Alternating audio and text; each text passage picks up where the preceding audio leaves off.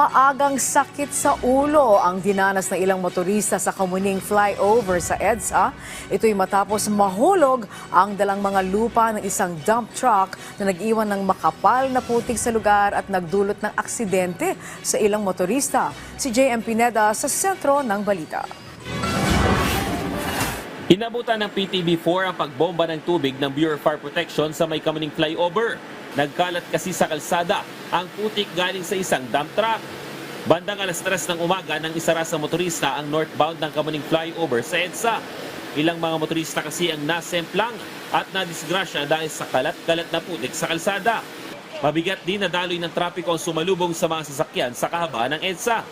Base sa investigasyon, tumapon umano ang mga panambak na lupa na galing sa isang dump truck na dumadaan sa tulay. Damay dyan ang isang motorcycle taxi driver na may pasahero pa umanong sakay ng sumemplang.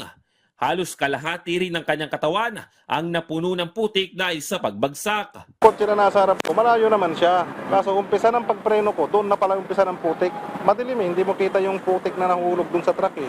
Wala na, hindi ka na makakapag, control ka na talaga. Bagsak kami. Nagtamo rin ang driver ng galos at sugat. Ang kanyang motor ay napuno rin ng putik at gasgas na ginagamit pa daw niya sa kanyang trabaho. Bukod sa kanya, nasa lagpas 10 motorista pa ang naaksidente. 5 sa kanila ang itinuloy ang reklamo dahil sa dinala umano nitong perwisyo sa kanila.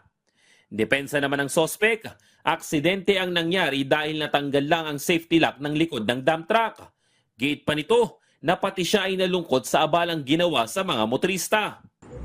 Buti po may nag-aang po sa amin ng motor. Tapos tinigil namin para ma-check yung stock.